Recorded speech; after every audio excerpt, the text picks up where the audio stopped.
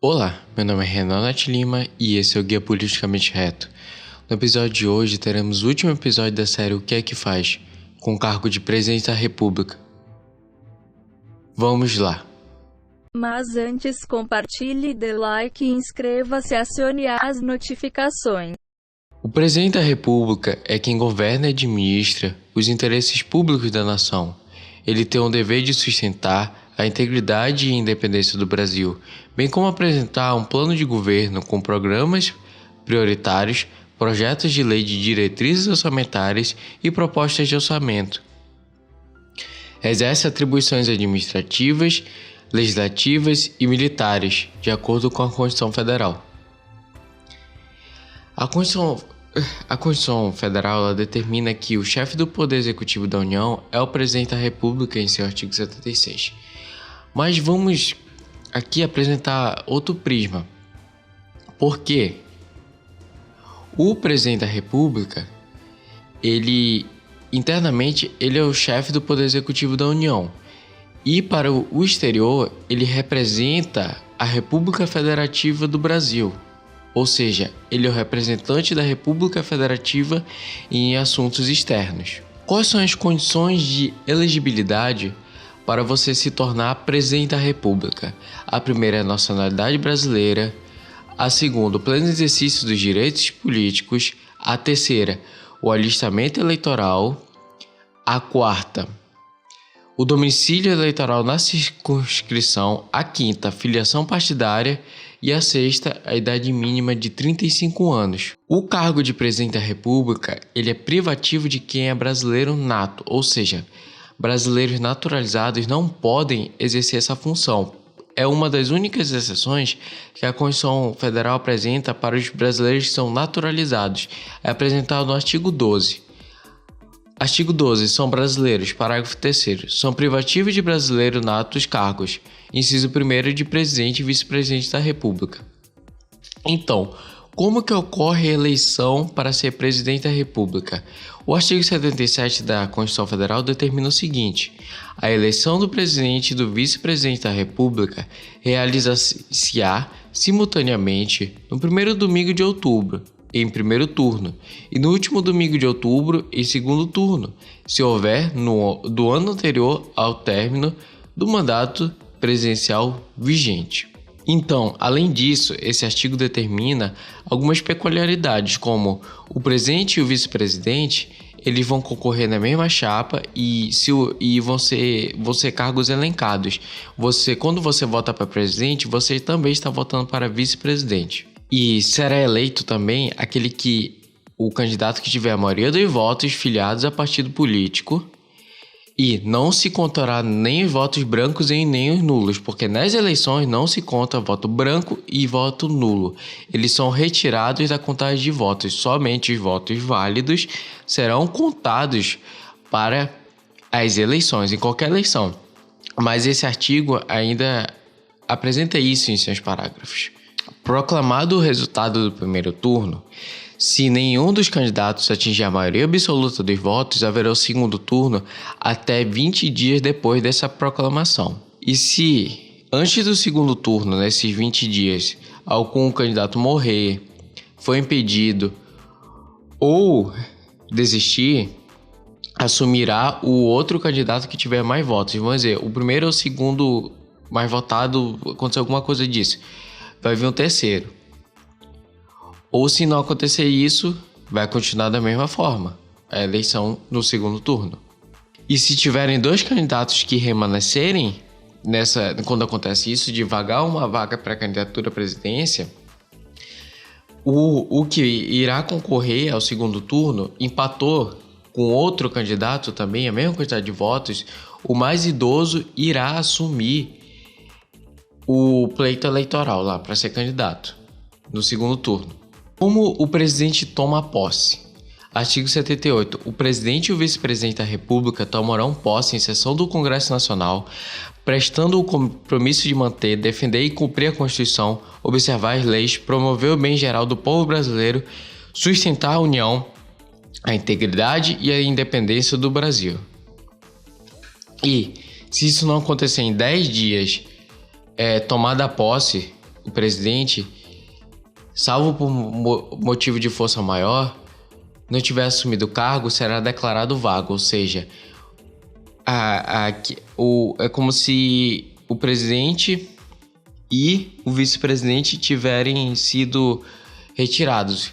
Se demorou 10 dias para tomar posse do cargo, perde-se o cargo de presidente da República, né? E não ter feito isso, esse procedimento ou processo de ir lá no Congresso Nacional jurar o cumprimento dessas afirmações constitucionais.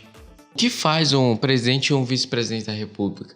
Além das competências constitucionais alencadas à União, que vimos nos deputados federais e nos senadores federais, que eles exercem aquelas funções, existem funções específicas do chefe do Poder Executivo da União, do presidente da República e do seu vice, que são apresentadas aqui, primeiramente, no artigo 84 da Constituição Federal. Vai ser uma leitura, aqui eu vou ler todos esses incisos e eu vou ler e depois eu vou comentar alguma coisa, porque é um artigo muito longo, mas eu vou ler, presta atenção, bem legal. Artigo 84. Compete privativamente ao presidente da República nomear e exonerar os ministros de Estado, exercer com auxílio dos ministros de Estado a direção superior da administração federal, iniciar o processo legislativo na forma e nos casos previstos nesta Constituição, sancionar, promulgar e fazer públicas as leis, bem como expedir decretos e regulamentos para sua fiel execução, vetar projetos de lei total ou parcialmente, dispor mediante decreto sobre organização e funcionamento da administração federal, quando não implicar aumento de despesas nem criação ou extinção de órgãos públicos,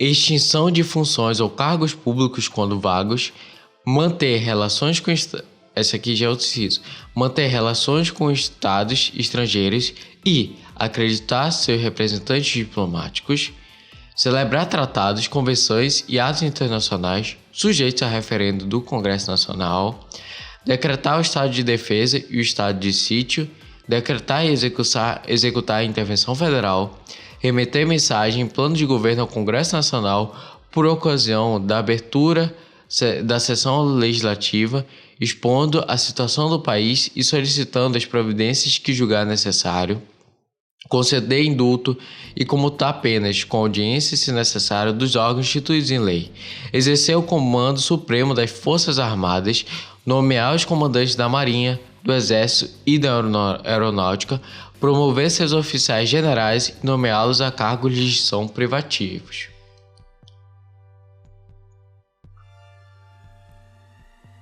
Nomear, após aprovação pelo Senado Federal, os ministros do Supremo Tribunal Federal e dos tribunais superiores, os governadores de territórios, o Procurador-Geral da República, o presidente e os diretores do Banco Central e outros servidores quando determinado em lei. Nomear, observando o disposto no artigo 73, os ministros do Tribunal de Contas da União. Nomear os magistrados dos casos previstos nessa Constituição e o advogado-geral da União. Nomear os membros do Conselho da República nos termos do artigo 89, inciso 7º. Convocar e presidir o Conselho da República e o Conselho de Defesa Nacional. Declarar guerra, no caso de agressão estrangeira, autorizado pelo Congresso Nacional ou referendado por ele, quando ocorrida no intervalo das sessões legislativas e nas mesmas condições, decretar total ou parcialmente a mobilização nacional. Celebrar a paz, autorizado ou com referendo do Congresso Nacional. Conferir condecorações e distinções honoríficas, permitindo os casos previstos em lei complementar que forças estrangeiras transitem pelo território nacional ou nele permaneçam temporariamente. Enviar ao Congresso Nacional o plano plurianual ou projeto de lei de diretrizes orçamentárias e as propostas de orçamento previstas nesta Constituição. Prestar anualmente ao Congresso Nacional, dentro de 70 dias após a abertura da sessão legislativa, as contas referentes ao exercício anterior. promover e extinguir os cargos públicos federais na forma da lei, editar medidas provisórias com força de lei nos termos do artigo 62, exercer outras atribuições previstas nesta Constituição, propor ao Congresso Nacional a decretação do estado de calamidade pública no âmbito nacional, previsto nos artigos 167b, 167c, 167d, 167e, 167f e 167g desta Constituição. Isso aqui é uma novidade que foi incluída pela Emenda Constitucional número 109 em 2021 por causa da pandemia do coronavírus. Esse último inciso. Então, vejamos que aqui são atribuições de caráter de urgência e caráter administrativos e caráter de programas de longa duração que o presidente tem essas competências. Apresentar a lei orçamentária significa apresentar onde vão ser os gastos, os recursos da União em políticas públicas que vão atingir toda a nação. Ou seja, é um cargo que ele tem um caráter de ações de urgência, tem um caráter de fazer leis e promover o exercício das obrigações determinadas na Constituição Federal, como saúde, educação, segurança, dignidade da pessoa humana, entre outras formas. É dever desse cargo se utilizar dessas propostas normativas para exercer essas funções.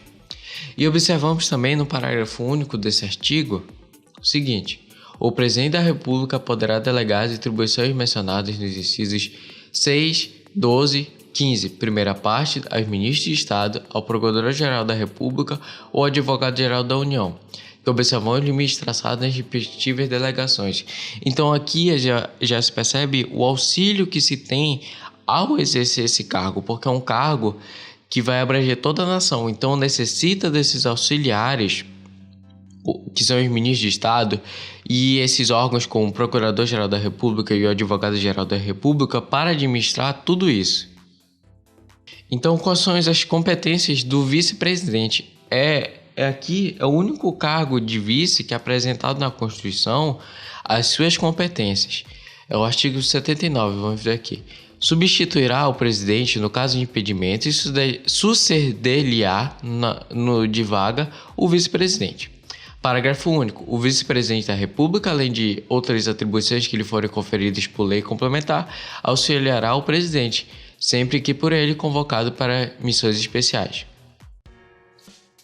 Ou seja, o vice-presidente ele tem essas funções que de uma especificação de fazer coisas ou determinadas por lei complementar ou essas missões especiais, como acontece, vamos dizer, verificar uma coisa que está acontecendo na floresta amazônica ou monitorar uma intervenção federal.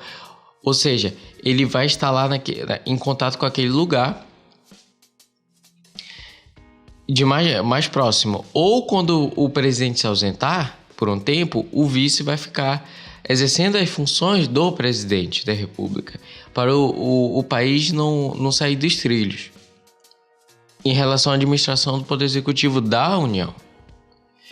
E as eleições para presidente, como foi a última eleição? Quantos candidatos tiveram? Foram 14 candidatos a presidente da República e 14 candidatos a vice-presidente da República. Não houve nenhuma desistência, nenhuma troca de vice ou de presidente na eleição passada de candidato. E só uma vaga só para cada. Muito obrigado, curta, compartilhe, siga nas redes sociais. Isso aí, se inscreva e até a próxima.